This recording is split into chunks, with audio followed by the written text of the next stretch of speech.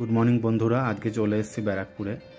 ব্যারাকপুর বলতেই প্রথমে মনে আসে এক শতাব্দী প্রাচীন রেল স্টেশন।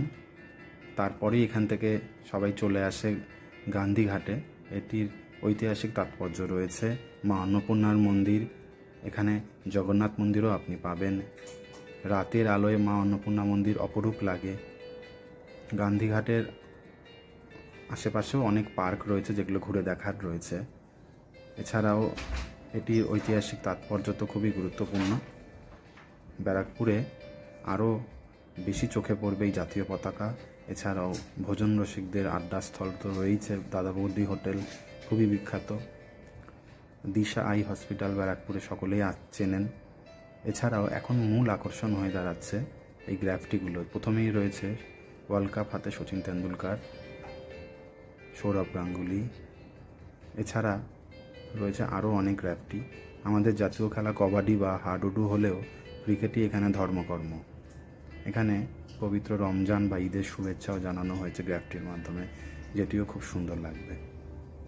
ব্যারাকপুরে এত সুন্দরভাবে এই গ্রাফিটিগুলো করা হয়েছে। এরপরেই চলে আসছেন, এরপরে রয়েছে মান্না দে দেবী, মোহাম্মদ রফি, যার এছাড়া রয়েছেন কিশোর কুমার, যার অবদান অপরিসীম ভারতীয় সঙ্গীতের ক্ষেত্রে।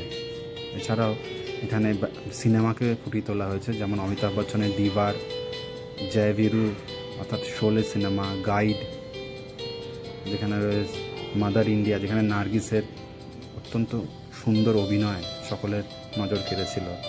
বাংলার বাঘ হিসেবে পরিচিত আশুতোষ মুখোপাধ্যায়ের এখানে একটি গ্রাফিটি রয়েছে। এছাড়াও রয়েছে আরও নানা শিল্পীর যাদের অবদান রয়েছে ভারতীয় ক্ষেত্রে। চলচ্চিত্রের ক্ষেত্রে মাধবী দেবীর একটি গ্রাফিটি রয়েছে, এখানে খুব সুন্দর লাগবে। সৌমিত্র চট্টোপাধ্যায়েরও গ্রাফিটি রয়েছে।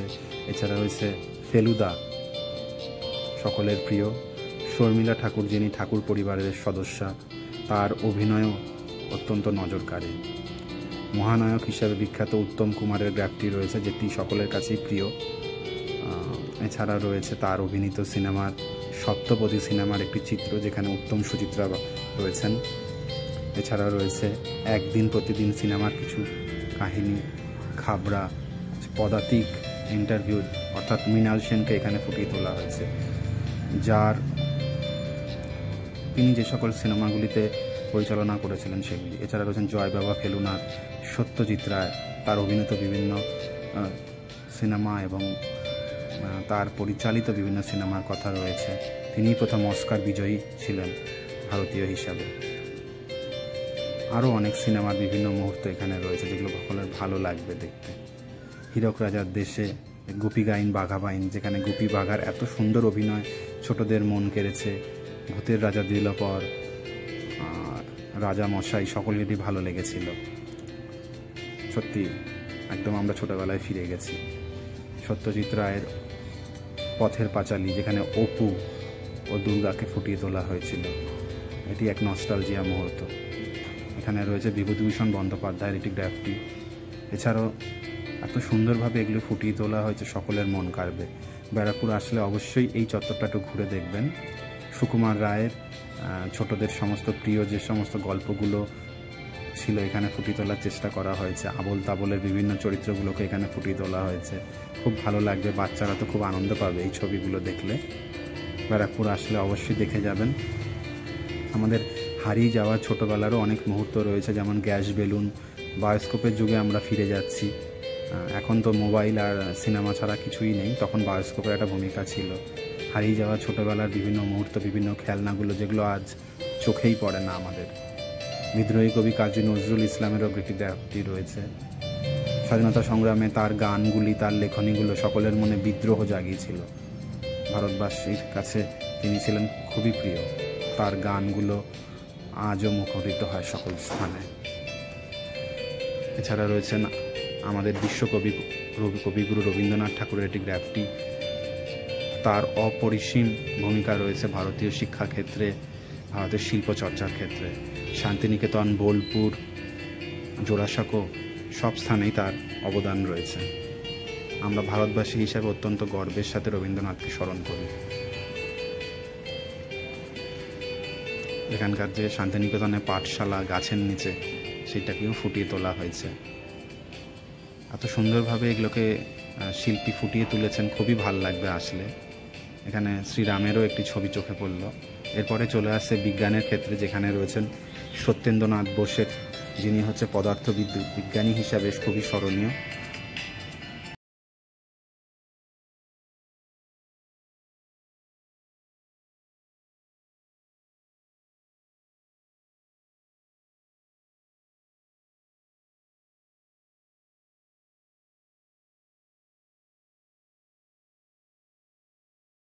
রয়েছে মেঘনাথ সাহার একটি গ্রাফটি, যিনি ছিলেন একজন ভারতীয় পদার্থবিজ্ঞানী ও জ্যোতির্বিজ্ঞানী।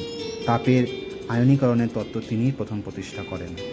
এরপরে চলে আসছে জগদীশচন্দ্র বসুর ভূমিকা, যিনি বলেছিলেন যে গাছেরও প্রাণ আছে। তিনি গাছের গুঁড়ির মাধ্যমে গাছের বয়স জানতে সাহায্য করেছিলেন। জগদীশচন্দ্র বসুর ভূমিকা অপরিসীম। এরপরেই চলে আসছে প্রশান্তচন্দ্র মহলানবিশ, যিনিও একজন পরিসংখ্যানবিদ ছিলেন। এরপরে আমরা চোখে পড়ছে যে ভারতীয়দের বিভিন্ন অনুষ্ঠানের ছবি, যেখানে রয়েছে দুর্গাপুজো, বাঙালির সেরা উৎসব।